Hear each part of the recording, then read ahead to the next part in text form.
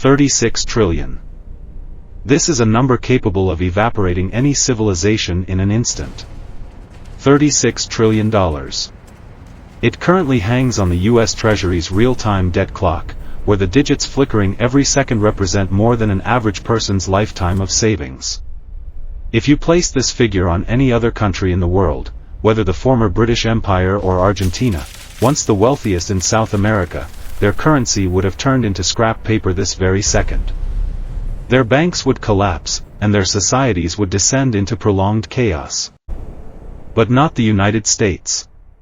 Even as the scale of debt has surpassed its entire annual economic output, the skyscrapers of Wall Street remain brilliantly lit, and the world's elite capital continues to feverishly purchase those IOUs known as U.S. Treasuries.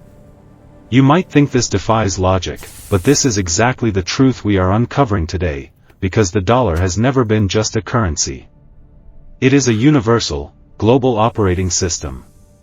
And the United States is its sole administrator. In the real world, debt is a sword hanging overhead. For most nations, borrowing is for development, while repayment is for survival. If you borrow in a foreign currency, like the dollar, you must desperately export goods to earn back foreign exchange just to maintain your credit. Once your exports are blocked or the Federal Reserve chooses to raise interest rates, your debt costs spiral out of control instantly, leading to national bankruptcy. We have seen this script play out in Venezuela, we have seen it in Greece. But the United States seems to exist outside these rules. This is because the Federal Reserve possesses a power bordering on the miraculous.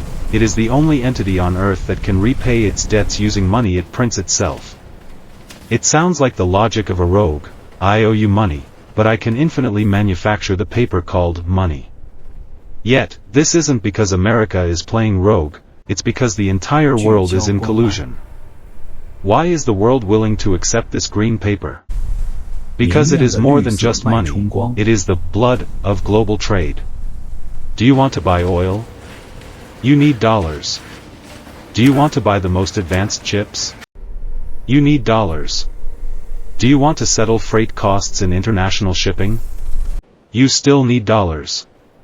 This has created an incredibly stable, closed loop. Countries across the globe work tirelessly to produce cheap shirts, high-end phones, and rich minerals, only to trade them for stacks of dollars. To prevent these dollars from devaluing, they are forced to lend that money back to the U.S. by purchasing treasuries, hoping for a sliver of interest. This is what is known as treasury recycling. The United States exports debt in exchange for tangible goods and resources. Meanwhile, to protect their foreign exchange reserves from shrinking, the rest of the world must desperately uphold U.S. credit to prevent a collapse. This is no longer mere economic exchange, it is a highly sophisticated, systemic kidnapping. Of course, a system cannot run on consensus alone. Behind the hegemony of the dollar stand three iron pillars of empire. The first is the SWIFT system, the router of global finance. Once disconnected, any nation becomes a financial island. The second is the pricing power of oil. As long as energy is priced in dollars, the greenback remains the entry ticket to the industrial age. And this is the third, and the hardest of all, is the global projection of military power. The credit of the dollar is, in essence, the echo of U.S. aircraft carriers. Whenever a challenger attempts to bypass this system, perhaps by trying to settle energy trades in gold or local currencies, the system's automated defense mechanism activates. Sometimes it is sanctions, sometimes it is geopolitical instability. Thus, standing behind $36 trillion in debt is the most massive apparatus of violence in human history. Until that apparatus disappears, bankruptcy remains a false premise. So, can this game be played forever? 36 trillion itself isn't the terrifying part, the interest is. When the annual interest payments of the United States begin to exceed its defense budget, and when the speed of debt issuance outpaces the world's capacity to absorb it, cracks begin to appear.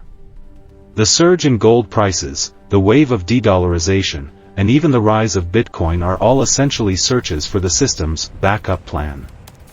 The United States will not go bankrupt because the system has no substitute. But systems overheat, and credit suffers from fatigue. Perhaps the real question was never when America will go bankrupt. It is whether we are all prepared to rebuild order from the ruins when this 80-year-old debt protocol finally crashes. I am the System Observer. I'll see you at the next storm.